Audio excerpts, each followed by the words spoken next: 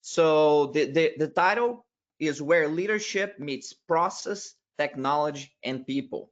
So I'm going to start this session with a question to you, and I want you to use the questions box. Use the questions box on the webinar to tell me, what do you think matters most on your IBPM journey? And is it most important to have the ideas? Is it about the methods? Is it about technologies? Or it's about people? Now, we're going to be talking about all of these components. And you can't be on the fence and say, well, it's all of them. Yeah. Every one of them plays a role. But if you have to pick the most important, which one would you choose? And I'm going to go back to this question at the end of the session. But right now, go ahead and pick an option. Is it ideas? Is it methods? Is it technologies? Is it people? And use the questions box to enter your answer. All right, I'm going to be monitoring that throughout, and then we'll catch up at the end. Everybody has to commit to one of those options. You cannot be on the fence. You have to commit to one of them.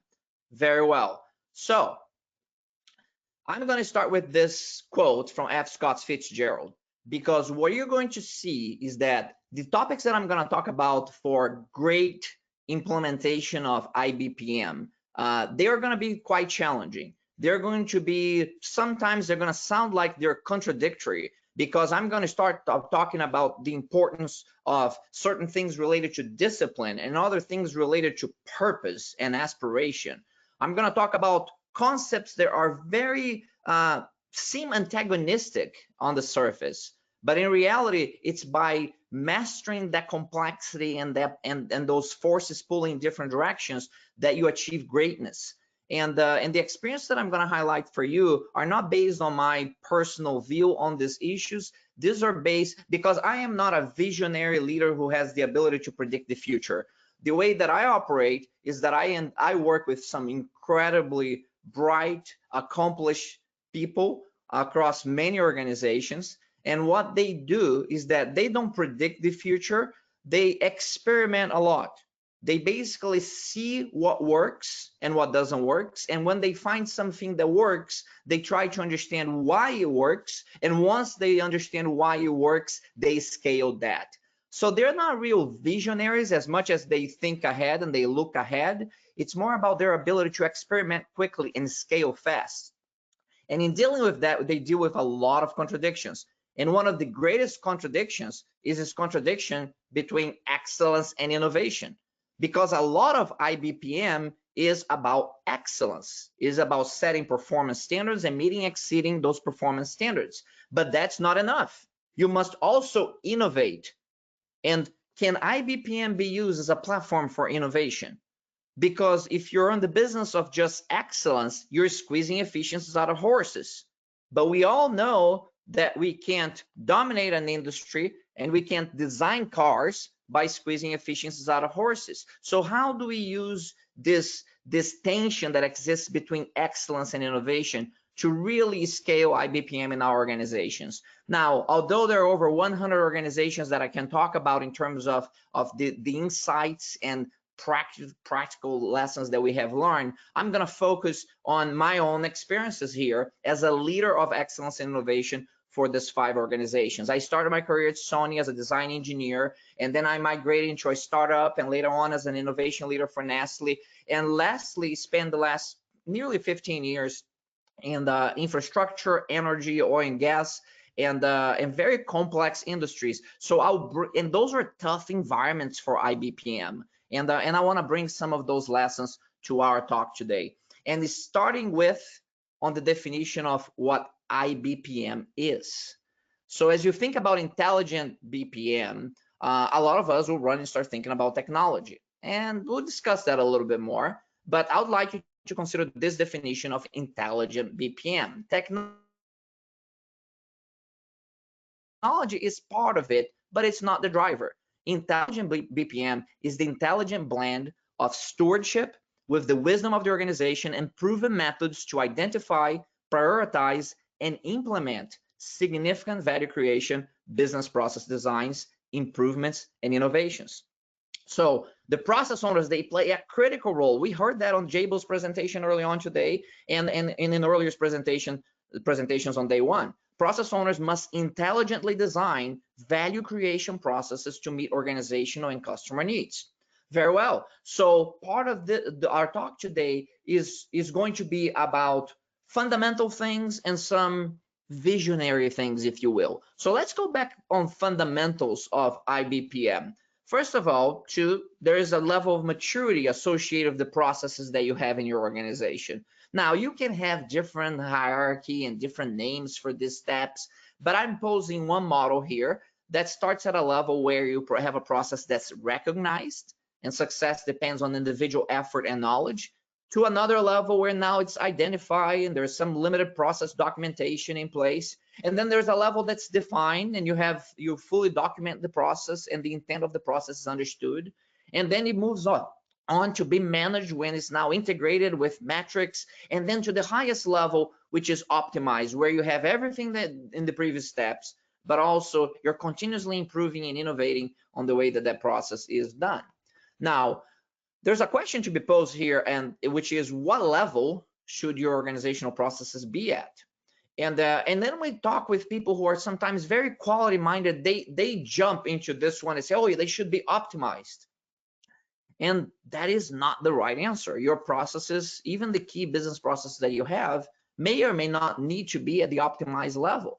There is a cost benefit of getting this maturity, and you have to evaluate that. So we could talk about this for a whole week. We don't have that time. Let's just summarize by saying that if a process is worth having, and that's the first discussion you need to have in your organization, which processes are worth having? Some of them are not worth having. But if a process is worth having because it creates value for the clients and the organization, it should be at the defined level at least. Whether or not you mature further depends largely on the benefits of maturing the process further. So keep that one lesson in mind. The other portion that I want to talk about is related to levels of innovation associated with IBPM. Now, innovation is not one size fits all, and IBPM provides a great platform and structure for you to innovate upon, because the essence of innovation is the ability to take a different perspective at problems, and IBPM allows us to create a reference frame for us to take different perspectives again.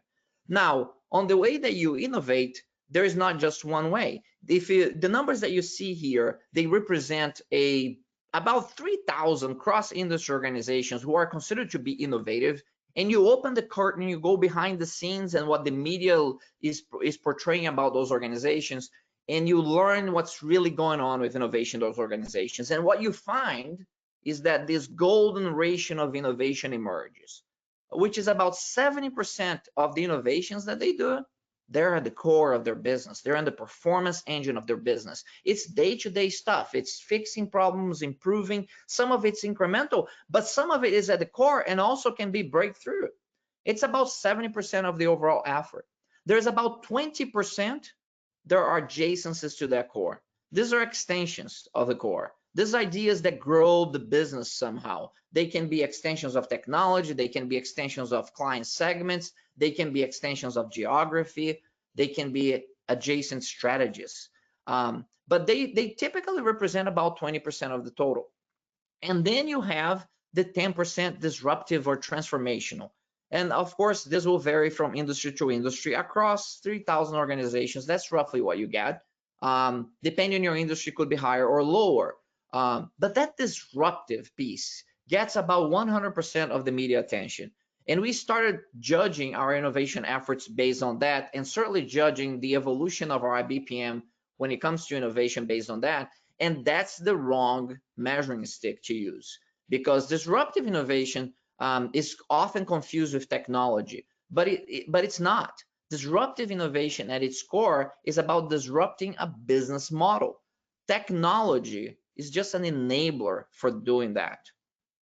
If you think about the great innovations or the disruptive innovations that we're currently dealing with, there's a lot of focus on technology, but the reality is that they are disruptive not because of technology, it's because of the disruption of the business model, and technology was an enabler for that disruption to take place. So I want you to keep that in mind, because that's true at all levels of innovation, where technology is useful when it is an enabler for you to accelerate improvements and innovations and value creation for your organization.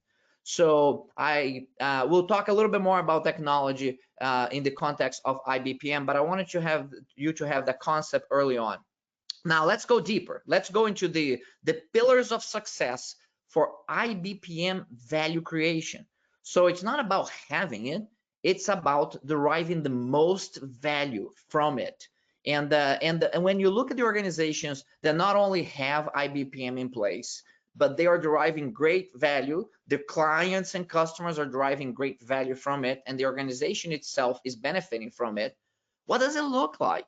Is it about ideas? Is it about methods? Is it about people? Is it about technology? So that's the question that we are going to answer in the end.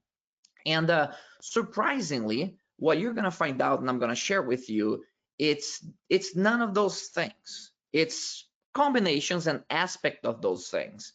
But these are the three main pillars of success for IBPM for value creation.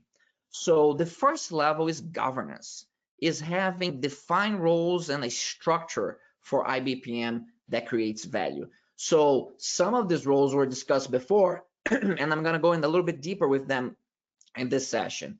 Then there are certain methods that apply, and these methods are not just proven methodologies that have been around for some time and they work really well, but it's also about having clear execution mechanisms, and in which those methodologies create value. It's not about the methodology, it's about the use of the methodology to create disproportional value through these clear execution mechanisms, and having a common language where the organization can dialogue on how IBPM functions and how it becomes an engine for improvement and innovation. And lastly, and probably most important, is certainly most important to the most mature levels of IBPM, is the development of collaborative leadership skills in the organization.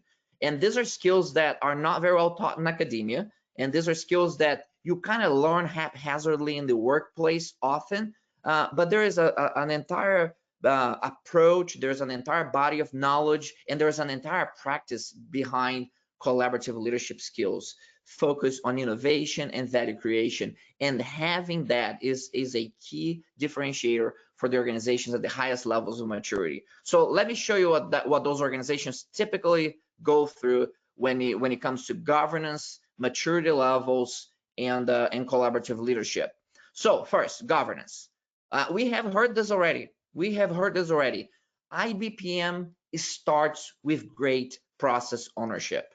It's not about having a process. I work with lots of organizations that have great processes, but the ownership is weak. And when the ownership, or there's multiple ownership, and when that's the case, if you don't have strong business or process ownership, even the best designed processes will not be sustainable at high levels of performance. So having in the great enduring organizations that leverage IBPM for value creation, it starts with strong development of process ownership. Mihal just had a session for us that covered that very, very well. Now, the next level is the level that I call entrepreneurship. Once you establish that structure, that's very good, establishes a baseline on which you can improve and innovate. But now you need your professionals to be capable to identify what creates the most value, shortest time, simplest means, to create disproportional value for clients and disproportional values for the organization. So this is what I call the entrepreneurs and the real collaborative leaders in the organization. So great enduring organizations develop those individuals, and they are revealed by the test of execution. There's certainly some training that they go through, but ultimately it's about their ability to identify, prioritize, and deliver disproportional value through these projects and initiatives that they lead for the enterprise. So that's the next level, these entrepreneurs and collaborative leaders in the organization. The third level is more of that coaching level that you need for these initiatives. This is what I would call the serial entrepreneurs. This is not people who are just masters on methodology, by the way. These are masters in value creation. These are value creation leaders. They have been an entrepreneur already. They have become serial entrepreneurs in the organization, and they now have developed the collaborative leadership skills, innovation acceleration skills, and value creation skills to become a coach, for several of these new entrepreneurs who are emerging in the organization. That next level is the champion. The next level is the champion, who is someone who has hierarchical control and controls the resources in the areas in which you're trying to accelerate improvement and innovation on your IBPM system and structure. Now, notice that there is a difference here between the champion and the process owner. And this is something that we often see organizations confusing. Because a process owner needs to have deep understanding and knowledge of the process end to end. A champion may or may not have the knowledge, but he or she is in a position of authority and accountability for that area. So in some cases, you could potentially have an individual who is both a process owner and a champion, but often they're not the same people. It's very common for the process owner to be a bit more of a subject matter expert, and the champion to be the leader in that area, because the process owner could be the subject matter expert, but not have the authority to make certain changes on the process. Even though the process owner may own that process, he or she may not have the authority to make certain significant changes on the end-to-end process. So the project champion is or the business champion, depending on what level you're looking at, has control over the resources in the area in which you're trying to make improvements and innovations. And it's important that you distinguish between these two roles, because they play different functions in this governance. And lastly is what we call the steering committee. And the steering committee is really a number of champions in the organization that have oversight in the IBPM, and most important, in the engine for value creation associated with that IBPM. So keep that in mind. This structure, it can be applied at a micro level. It could be done in a department, if you will, or it could be done at a macro level, enterprise-wide. How large or how small it is depends on how you're trying to implement IBPM and accelerate improvement and innovation in that part of the business or the overall business. But no matter at what level you apply, for sustainable value creation from IBPM, the structure needs to be there. It's a very important success factor. If it's not, and this, as mentioned in previous presentations, it doesn't mean that you hire new people for this. You're leveraging your current organization, and you are providing them with certain roles to play in that organization. If you go without making these roles and responsibilities clear, you will have a short life, or you have, in terms of your IBPM implementation, and most important, in terms of the results that you get from it. So the structure provides these building blocks to achieve disciplined IBPM value creation. Great. Now, what are the methods? What are the approaches that we use? Now, the methods can be varied, but what we see most often is a combination of methods and approaches to accelerate improvement and innovation once you have the IBPM structure in place. Now, you have innovation methods, which is all about thinking different, taking different perspectives at the problem, and coming up with novel solutions to the problem. It may or may not, each one of these methods may or may not include certain technology deployments. Of course, we have business process management itself, understanding the structure that I just showed in the previous slide, end-to-end process ownership and roles and responsibilities, and the hierarchy of processes in your organization. What are the key value chain processes that create the most value for your clients? And then we move on into methods that really improve and innovate the way you do work. And they may include Lean and Six Sigma. And without going deep into any of the subjects, they could include a number of other approaches. So separately, they are effective, combined, they're exceptional. But you have to remember, the methods alone do not transform businesses. People do. And although I show you these methods because these are proven approaches who have created billions of dollars for organizations all over the world, it's important to remember that when it becomes about the method, you have lost it. It has to be about value creation. And the method is just a discipline approach and framework for executing on improvements and innovations, but not the answer itself. So I think most of you are great practitioners here, know this already. So let's see what IBPM value creation maturity looks like then.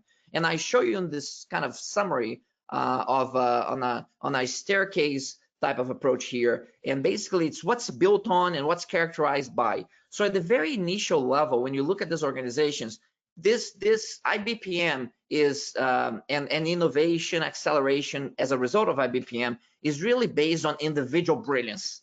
There is there is a level that organizations just have brilliant people who see a presentation like this one and say, hey, we're gonna go do this, and they're brilliant, they have passion, they have discipline, they have resilience, and they start implementing. And you know what? You're gonna get some results. You're gonna get some results by doing that. But those results are difficult to scale. So to really scale your BPM, you got to go beyond individual brilliance. So you need to start creating some systems. So you need to, those organizations that go to the next level, they have IBPM systems and mechanisms to translate the principles that we talk about into action. And that's built on sound governance, on clear structure and roles and responsibility to translate the principles into value creation and action. Now that also includes growth and technology accelerators, where we look at technology as a way of creating additional value. Because I think most of the people attending the session are experienced practitioners, and based on the questions that I've seen and the roster that I've looked at. So you know that most problems, 90% of the problems, you're going to solve them by focusing on the problem, not by saying that I have this technology and how can I use this technology. Now, 90% of problems problem solution should be driven by the problem itself. Now, there is a 10%, and this is something that we observe often in successful companies. There's a 10%, if you will, where it's the other way around, where I have a technology and I'm going to look around and see if it's going to create disproportional value somewhere. And it's okay to have that 10% window, I think, and do some experiments with that. But what's not okay is to just have the window become your 90%, that everything that you do is just driven by technology and we'll see how it works. Everybody in this call, I think, understands that that's not the best sound approach. Now, there is one level beyond this. Most organizations, even the ones that do good work and they have been around for a while, they get to this level, but then they stall. And they stall because to get to the next level is really difficult, because to get to the next level comes to culture. And culture eats strategy for breakfast. We know that. And all the things that we have done before is very sound, it's very mindful, it's very based on strategy and execution. That's great. But culture doesn't come only from the mind, it must come from the heart. And then for your organization to evolve, you need to create high levels of collaboration and innovation, and that requires development of collaborative leadership skills and innovation acceleration skills, which are not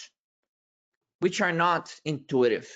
It's not innovation is not an escape from disciplined thinking. It is an escape with disciplined thinking, but you got to teach people that discipline. They have to learn, and then most important, they have to practice that discipline to become really good at that. So the highest level of maturity, and there's only a few organizations around the world who are at that level. These are the trillion-dollar organizations. They have developed to a level now where that's driven by a clear purpose, a culture with a strong set of core values that drives the organization, with great collaborative leadership and innovation acceleration skills development as a critical component of that culture. And it's a mechanism to translate the principles of innovation and value creation into action. And that is the ultimate level. All right. Very good. Collaboration, innovation, and value creation are the ultimate measurements of IBPM effectiveness.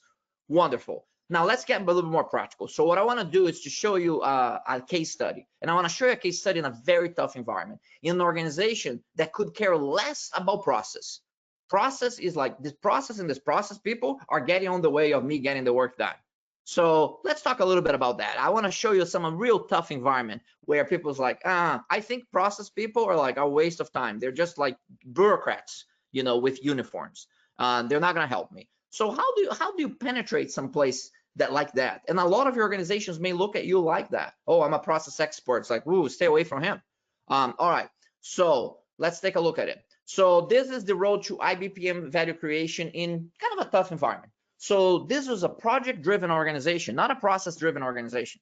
We started by hiring some really expensive consultants and having these high-performance teams. We do believe in high-performance teams. So we had a consultant model, and this consultant starts telling us that, hey, we should like map your processes because they're very complex, and we should map them and improve them. Well, they mapped them, and over 2 years, they got zero improvement, zero benefit. They had a whole bunch of maps, and almost nothing got done. Oh, then they said, well, you know, what we need is to implement Lean Six Sigma. So let's implement Lean Six Sigma, and let's identify and prioritize what creates the most value. And that was better because they now had started focusing on the parts of those processes that could be improved and innovated upon. And they had like 70% implementation level, which is great because you know, this is much greater discipline and traction by following the MAIC, the MADV, and getting things done. Wonderful. But there was still a gap. And then they got to a point and the maturity level, they realized, they were coached on this, of course. But what we have here is that in a lot of our processes, we have processes, but our ownership is not clearly defined. So there was a big shift, and this was not an easy shift on just improving and innovating things to really understanding process ownership end to end. And that drove a whole new level of value creation with a 99% implementation rate over a decade and a quadruple of benefits in just the first couple of years that the shift took place. But this was incredibly hard because if you started in the organization trying to say, oh, let's start process ownership back in the year 2000 when they had the high performance teams, they would fire you and everybody who looked like you. And the reason for that is because they thought that process ownership back then was like solving world hunger. They were not ready for that. They needed to see value first before they could actually sign up for process ownership. A lot of organizations will have that. If you come up with your team, your leadership team and say, oh, look, I went to this presentation, I have this beautiful process ownership architecture here. It's going to make our company save billions of dollars. You show that to your leadership team, they're unlikely to be excited about it unless they already have some background on it. So keep that in mind. You must start small in scale. And depending on your context and your culture, you must adapt to that context and culture before you bring up process ownership and you try to scale that. All right. So they did it. They decided to sit down and say, okay, we're going to do this the right way. So what does the right way look like? The right way looks like the CEO and his or her direct reports sit down and decide, how do we create value end to end in this organization? And this is business model specific. There's not one size fits all. And it's what your leadership team agrees on in terms of the most critical value creation processes that you have in the organization. Ladies and gentlemen, this is shown here to you on an energy organization and infrastructure. This is a project-driven organization, not a process-driven organization. And it's a tough environment. But they identify on the green area what are those key core client-facing processes that create value for the customer. And then they had to make some really tough decisions on what supporting processes, what executive leadership processes.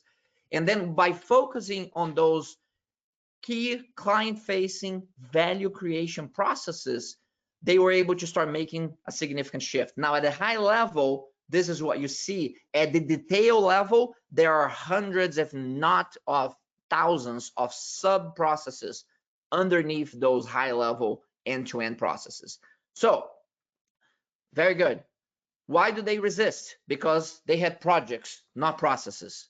So the project teams receive and apply knowledge. How do you use process owners in an organization that's driven by projects. That's why I'm showing you this example, because it's a tough one, because project is king, not process. So the way to make that work, and you have to think about how you're going to make your IBPM work for your organizational context, is creating a clear separation of roles and responsibilities on what the project teams do and what the process owners are expected to do. I'm not going to read these things. You can read them. The point here is that they have different roles and responsibilities. And IBPM becomes a communication interface in which you transform process excellence into execution excellence.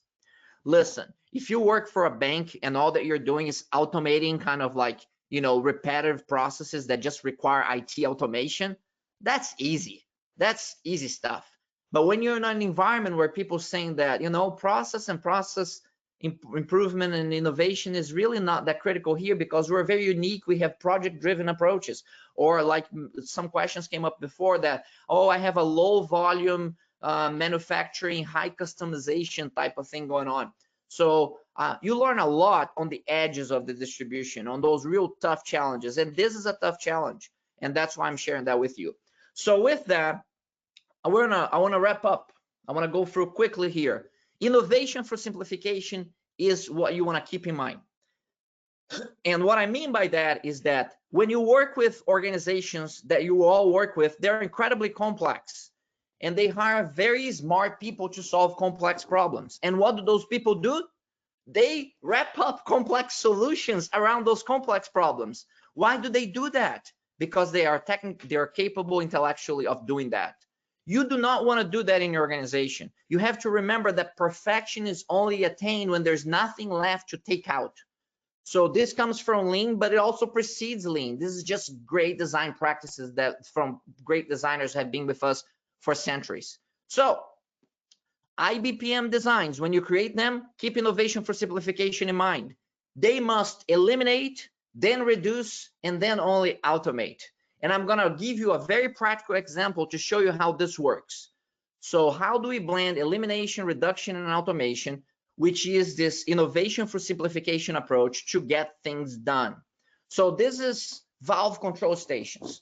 These are $1 billion power plants that have to design, procure, and construct more than 120 different types of unique and complex valve control stations. Now, this is one of probably 1,000 business processes they have to run for that $1 billion power plant. So how do they do that? How do they tackle a problem like that? Well, I'll tell you what happened before.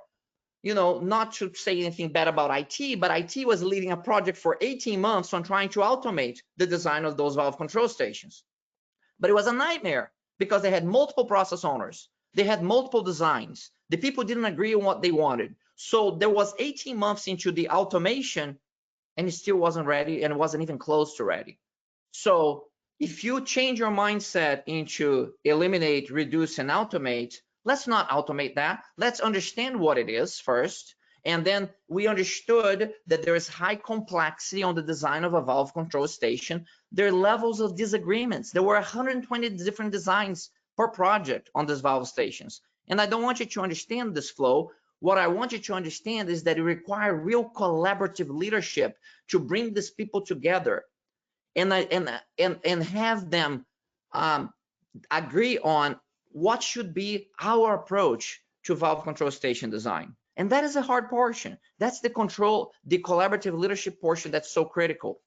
Then when they look at it from the eyes of innovation for simplification, eliminate non-value added activities or reduce them before you automate them, they identified that most of the steps are non-value added steps. They just didn't know how to get rid of those steps. Now, they thought about different approaches they could have it. Could they have a single standard design that could do all the work? And the answer was no. They could have multiple designs that could do the work. And the work was not anymore, but those multiple designs was no longer 120. They were 6 designs. 6 designs per project that were used with 80% design. This was mentioned in the previous session. 80% design for those valve stations in 6 different designs could cover 100% of the case, and then we allow for 20% additional customization. after that. But now the 6 core designs, after we eliminated, after we reduced, then we automated those. And those became 6 options on an IT system called Plant Vision that now I can drop off, get 80% of my design done, and then I can augment 20%, and I get it done 20 times faster. So notice that it was not by automating the process that I got to the solution. Is it by going back to its roots of process ownership, defining a single process owner, collaborating with the multiple process owners and a single process owner now, and coming up with not one standard approach, but in this case, 6 approaches that complete 120 different designs. Now, what matters most to wrap up? Ideas, methods, technologies, or people. Ideas are everywhere. What are uncommon are people willing to put their reputation behind ideas. Methods, they are important because they provide a disciplined approach to improvement and innovation, but methods do not transform businesses, people do. And technologies are awesome. We have process mining, RPA, AI. These are amazing technologies that we must leverage. But also remember that technology is a lot like a new romantic lover. We'll solve one need in the short run and may create 10 different problems in the long run if it is not the right technology. The right technology is the one that enables your processes to create the most value in the shortest time and simplest means. So be careful on how you choose it. And when it comes to people, yes, it's people, but it's not all the people. It's about finding the right people, the people who have the collaborative leadership skills and innovation acceleration skills to guide innovation through your organization. To show you the results behind this, after 1 decade of excellence and innovation in this organization, the first 6 years, we had a traditional approach of improvement and innovation without a solid foundation on IBPM. On year 7, amidst a crisis, very much not a pandemic crisis like what we have right now, but amidst a financial crisis, we shifted. We shifted to a model that was strongly founded on IBPM. And what we got from that were greater results, was based on strong IBPM, was based on the right people, finding the people in the organization that have the purpose, the passion, the discipline, the resilience to collaboratively lead and innovate. And that shift allowed for us to have exponential growth in value creation and in engagement, to the point where the organization grew to have over 5,000 professionals and collaborative leaders around the world and be recognized for its excellence and infrastructure, be ranked the #1 private organization in the United States for leaders in leadership development, and win a major award on the Global Business Transformation and Operational Excellence Award Summit. So I want to just wrap up by thanking everybody for being here today through that journey. And remember, this journey is about you learning these concepts, understanding your culture, and reapplying these concepts in your culture to accelerate innovation, leadership development, and value creation. Because you want to be that individual who surfaces, who becomes that collaborative leader, who sets the standard for your organization. So thank you.